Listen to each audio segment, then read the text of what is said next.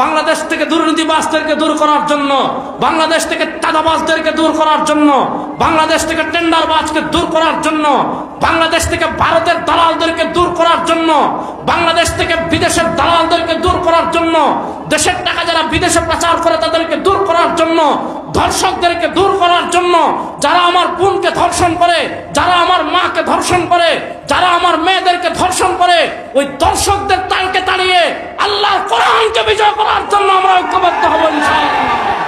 ইসরায়েলের ইহুদিবাদী আধিপত্যবাদী শক্তির বিরুদ্ধে চূড়ান্ত লড়াই ঘনিয়ে আসছে ইনশাআল্লাহ। পৃথিবীর সকল আধিপত্যবাদকে পরাজিত করে পৃথিবীর সকল মজলুম মুসলমানদের আবার বিজয়ের পতাকা উড্ডীন করার সময় আর বেশি দিন বাকি নয়। বাংলাদেশের মুসলমান আপনারা প্রস্তুতি নেন, বাংলাদেশের যুবকরা আপনারা প্রস্তুতি নেন, বাংলাদেশের তরুণরা আপনারা প্রস্তুতি নেন, দেশপ্রেমিক মুসলমানরা প্রস্তুতি নেন। ভারতের আধিপত্যবাদকে পরাজিত করে আর বেশি দিন বাকি নয়, বাংলাদেশের সংসদে কালেমার পতাকা উড়াবো ইনশাআল্লাহ।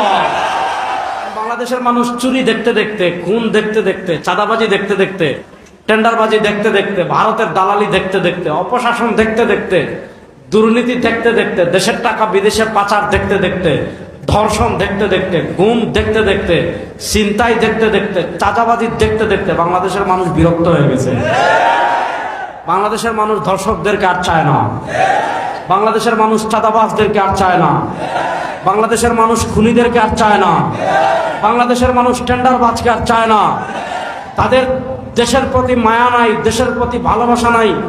যারা এই দেশকে ভালোবাসে না, এই দেশের মানুষকে ভালোবাসে না, যারা ক্ষমতায় গেলে রাষ্ট্রের টাকা চুরি করে বিদেশে পাচার করে, বিদেশে বেগম পাড়া তৈরি করে, সন্তানদেরকে বিদেশে পড়ায়, ওই সকল বোখাটেদেরকে দেশের মানুষ আর ক্ষমতায় দেখতে চায় না। বিকল্প শক্তি হিসাবে দেশের মানুষ ইসলামপন্থী জনতাকে চায়, ইসলামপন্থাকে দেশের মানুষ বিকল্প শক্তি, এবং ইনশাআল্লাহ আগামীতে এই বাংলাদেশের অন্যতম বৃহৎ শক্তি হবে ইসলামের শক্তি ইনশাআল্লাহ।